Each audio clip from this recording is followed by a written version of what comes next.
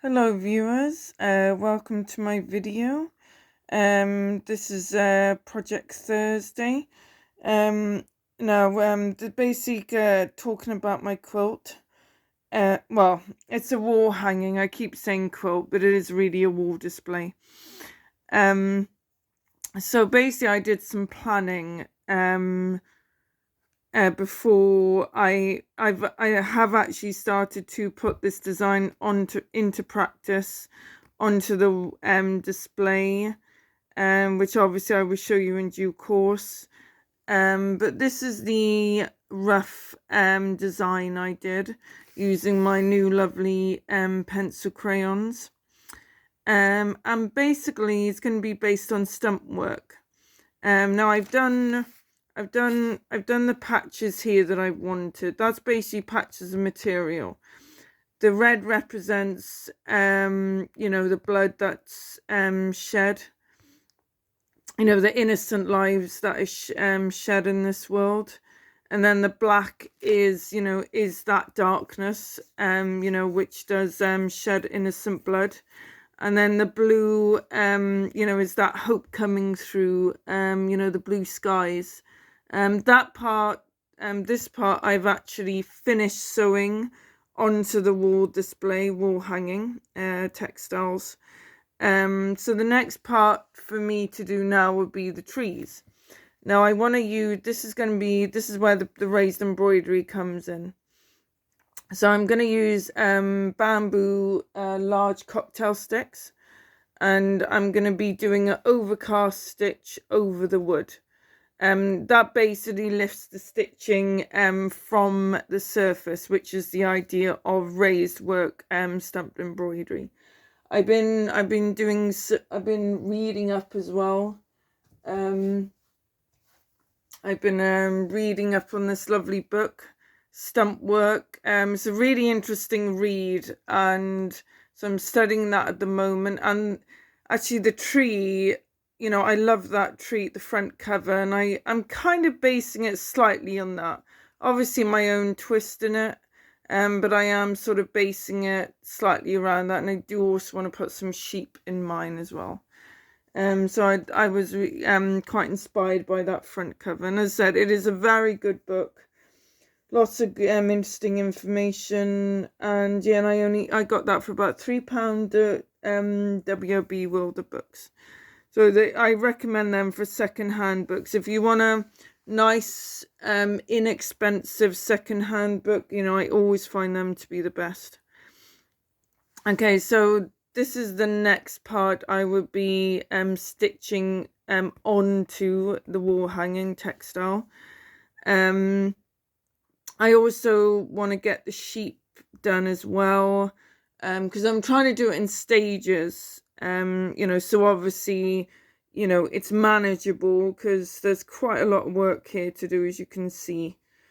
And then the next part would be the actual wheel. Because this is based on Ezekiel the prophet, obviously the wheel, and there's going to be an eagle as well, and the eagle represents living creatures, and the wheel represents the movement, and the message behind Ezekiel as the prophet. This part in particular is showing how the Holy Spirit moves with us.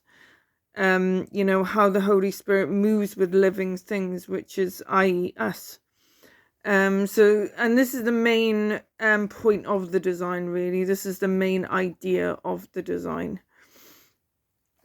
There's going to be some long grass, which I'm going to do as well, around the tree area. Now I want to do the leaves big, actually, with wire. I'm going to use garden wire because it is the strongest and the thickest. And I sort of want to try and get them into interesting shapes, because I really want to lift it off the surface as much as I can. And I read in my book, Stump Work, Historical Contemporary, that they did often use wire to lift their pieces up. It was quite a common thing. Now also what I did, this is also part of the planning, I was experimenting with a stitch, so the Romanian herringbone stitch. Did that look better on? Did that look good on the leaf, or did this one look better, which is the overcast?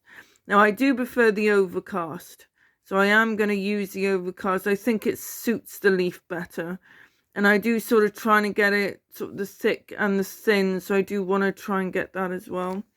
This is where I was experimenting on padding. Now I've ordered some lovely thick felt, which is really what I needed in the first place. But I'll do that in the next quote. As I said, it's still gonna be raised, but I ordered it from Etsy, the felt, and it's perfect for, applique padding work, because it's extra thick and stiff. It will, really help to, give it that padding and hold it. I did also experiment with a bit of stabilizer underneath there. That was just more to obviously keep my stitches stabilized, funny enough. I did also try doing it with some wool, batting, and that didn't really lift it up that much either. So that's why I thought of doing the wire with the leaves instead. And sorry guys, there's a little bit of wire work there, you can see. See, that's, and basically again it's the overcast stitching. There's a bit of the grass, a bit example of the grass. And then basically I was seeing, right, okay, sorry if my screen is gone a bit blurry, guys. I have no idea why. It's better. Basically, now this was basically, okay, now for my sheep. Now, do I use the thick? This is wool used for teddy bears, actually, because I got a big bag of it in a charity shop, filling. So I thought, okay, well, do I either use that or do I use this, which is basically cashmere wool, but hanging it loose. But I thought, but people usually do associate sheep more with the fluffiness, than sort of the thinner thinness, really. So I did ask my husband as well for a second opinion. So I am gonna go with this fluffy look instead. I have actually got some Jacob's wool left over for my felting, so I am also gonna add that. So I think that will look really, so I sort of want to do a few sheep by the tree, and and basically the sheep represent us, the sheep represent, again, people looking for a leader, and our number one leader is Jesus. It's as I said, it's I knew, as I said, you because you all know about my faith. Obviously I am trying to balance it out, because obviously I understand that not all of you are believers, and that's completely fine. As I said, I'm not here to judge, I'm not here to preach. It probably sounds like I'm preaching, but I don't mean it in the sense you've got to do this, I only mention it because basically that's where my work is inspired. God has inspired me so much in my work, especially lately, and I just feel, and I'm just basically going the direction he's taken me, basically, like the wheel, like the wheel there. That's going to be, I'm going to try and do the buttonhole. That's going to be a bit more intricate sewing. I have tried it once. I'm going to try it again. It's basically like a buttonhole stitch, but it's done like in a lace, almost has a lace effect. So I'm gonna do that on the wheel. That's going to be the most time consuming stitch of them all, to be honest, because the other stitches, they are pretty simple. They're either a running stitch or an overcast stitch, so they are quite simple, really. So that one would be my most intricate stitching on the wheel. And as I said, if you could pray for me as well, guys, because like I said, I went to this beautiful St. John's house. I spoke with the treasurer there, took my portfolio. He really likes my work. And yeah, you know, we are in talks of you know, displaying actually the wall textile hanging I'm working on now.